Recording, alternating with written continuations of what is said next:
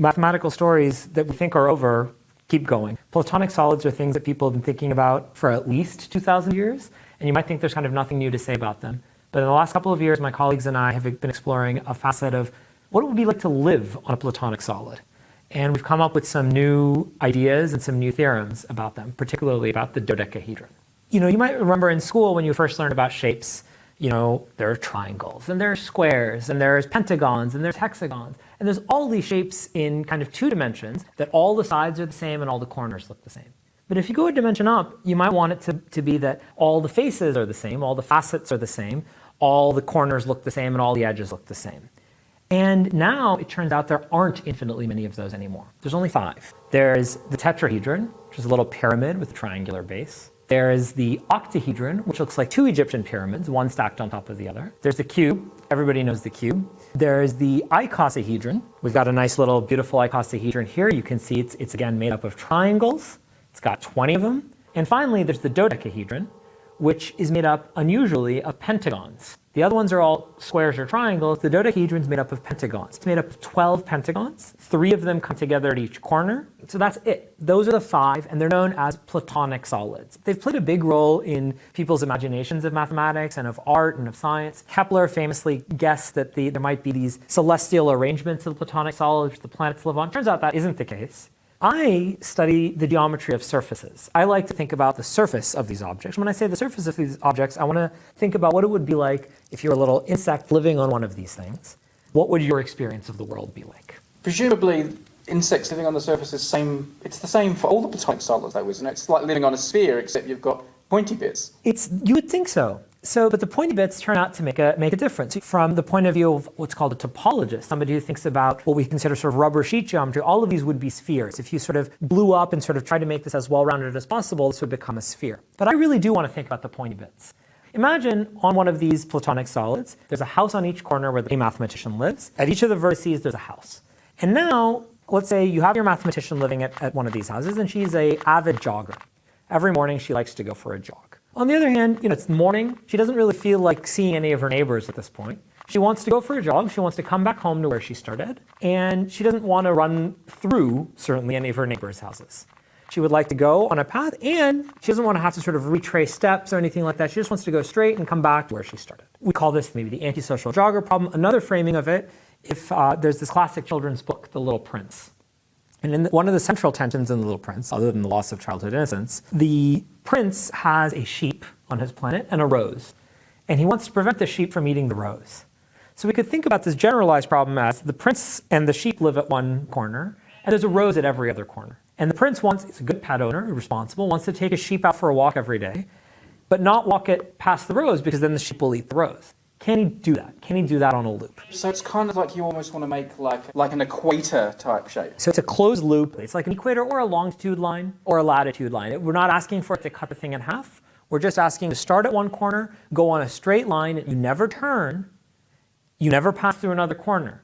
You might say, what happens when you hit an edge? But it makes perfect sense to go straight over an edge. You can just driving your car over a ridge or walking over a ridge. It is, however, a question about what it would mean to go straight when you hit a corner. For instance, here in the icosahedron, we have 5 triangles coming together at a corner. If you think about a flat piece of paper, you'd have to have 6. You'd have to have 360 degrees. Here, I have 5 triangles, so I only have 300 degrees worth of angle. So this is another reason we don't want to pass through corners, because it doesn't make really sense to talk about what it means to go straight through a corner. It makes sense to go straight over a side, but it doesn't make sense to go straight over a corner. So the paths we want, start at a corner, go straight, never ever turn, never pass through a corner, and come back to where you started. My sort of intuition is there must be thousands and millions of routes you can take, or are there none? So you're right, and you're right. So for some of the Platonic solids, it's extremely easy to see that you can't do it. So I'm going to first show you for the tetrahedron. This is something that's been known for a long time. In fact, the tetrahedron, the octahedron, the cube, and the icosahedron, spoiler alert, you can't do it on any of them. But people didn't know whether you could do it on the dodecahedron. And that's the question we ended up answering. We showed not only could you do it, there's lots and lots and lots of ways you can do it. The dodecahedron is the only one you can take your sheep for a walk on without having your roses eat. It's the only one you can be an antisocial jogger on without having to retrace your steps. With all of the other ones, the tetrahedron, octahedron, cube, and icosahedron, the shapes that make them up, in the icosahedron case triangles, in the cube case squares, in the octahedron and tetrahedron triangles, they end up tiling the plane. You could tile your infinite bathroom floor with copies of these things. You can't do that with a regular pentagon.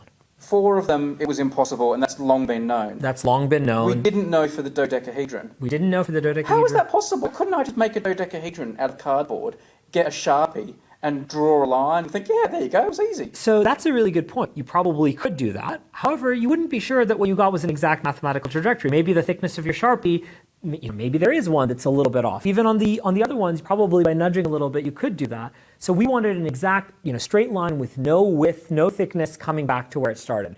That little thickness of your marker, you wouldn't know whether that actually gave you that exact mathematical answer or not. So I take it from that the paths that do it, that we're about to talk about, only just miss the vertices then? They, surprisingly enough, the most simple one we found is one that you would look at and you would kind of draw by eye. To prove that it is one, though, is a little bit trickier. It's shockingly simple to us. This is what made this project so much fun. This was with my friends Pat and David. We found a beautiful, simple, elegant solution, and it also has the advantage that it's visually very pretty. What's it like to have discovered something new about a Platonic solid? That's like finding out something new about pi or something. It's one of the most satisfying and exciting things. When David, Pat, and I talked about this, or when David and I first talked about the dodecahedron, we joked, it would be cool to say something new about Platonic solids, There's, what is it in Ecclesiastes, there's nothing new under the sun, but it turns out there is something new about Platonic solids. It was really fun because it used mathematics I already knew and I already loved. Clearly I already loved it. And I was able to say something new, and I was able to say something that I can share with lots of people. This is something I really care about. And in fact, we've made activities for schools and so on based on this. It's something that uses very interesting and very sophisticated mathematics to answer a question that you can state very easily. And so if there's any sort of big point to this is there's still lots of really interesting, simple questions out there. Math is something that's alive, that's growing, that's changing. Even the oldest stuff we think about, there's a ton new about it.